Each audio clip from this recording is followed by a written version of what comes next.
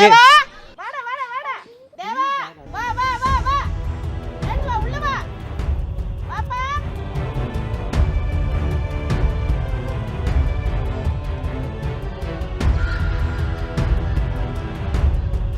மொத்தம் எத்தனை பேர் இருக்காங்க? இங்க கலா, மாலா, தேவா 3 பேர்.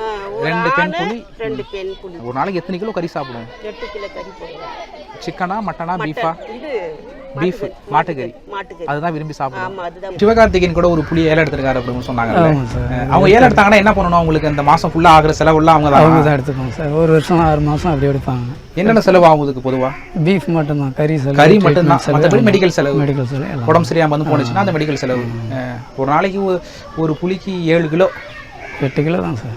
7-8 கிலோ வந்துடும். 5 புலி அடிச்சிட்டு கறி போட சொல்ல அதுங்க கிட்ட பேசிக்கிட்டே தான் பண்ணுவோம். ஆமா, நீங்க பேசுறது புரியும். புரியும். புதுசா யாராவது கூண்டுக்குள்ள வந்தா அது விரும்பும், ஒரு மாதிரி சீரும். கடமானது.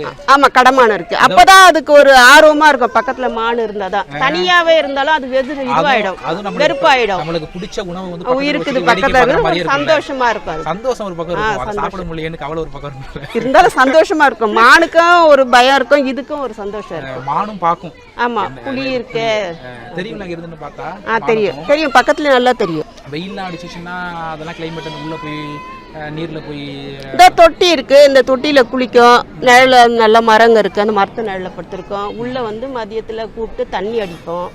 என்னைக்காச்சும் உங்கள்கிட்ட கறி போடும் போது எதுவும் சீண்டி இருக்கா? கோபம் அப்படிலாம் எதுவும் கிடையாது. 22 வருஷம் கரெக்டா நாங்க ஞாபகமா செய்யணும். நம்ம செய்யற வேலை ஞாபகமா செய்யணும். 1000 பிரச்சனை இருந்தாலும் அதை விட்டு அது ரூமுக்குள்ள கறி போட்டுட்டோமா, அது பூட்டினோமான்னு முதல்ல பார்க்கணும். கறி போட்டு பூட்டின பிறகு தான் அனிமலை உள்ள கூப்பிடணும். நம்ம ஞாபகம் எதையோ சிந்தனை வச்சுன்னு இழுக்கக்கூடாது. அந்த சைடில் இந்த அணில் இந்த கீரி புல்லெல்லாம் அது வந்துச்சு அப்படின்னா தெரியும்ல, அது புலி கிட்ட தெரியும்.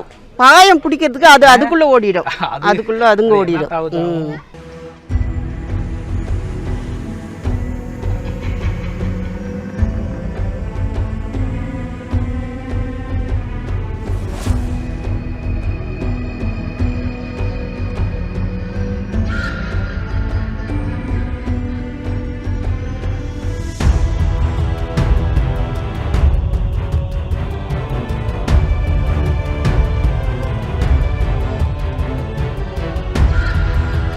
படிச்சுட்டு வேலைக்கு தேடி போறாங்க. நாங்க படிக்காதவங்களுக்கு இந்த வேலை கிடைச்சி பெரிய விஷயம். அது இருந்தாலும் வந்து நீங்க இந்த அளவுக்கு எந்த ஜென்மத்தையும் எதுவும் செஞ்ச பாவத்துக்கு இது புண்ணியம் பண்றோம் நாங்க.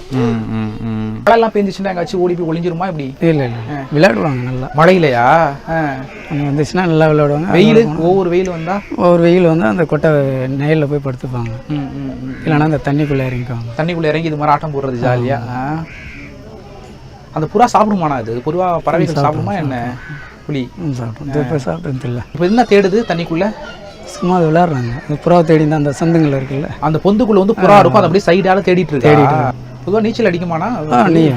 தண்ணியெல்லாம் தாண்டி இப்போ ஏறுறதுனா எப்படி? அங்கிட்ட வழி இருக்கா? அந்த பக்கம் ஒரு ரேம்ப் இருக்கு சார். அதே மாதிரி இறங்குற மாதிரி ஒரு ரேம்ப் இருக்கு.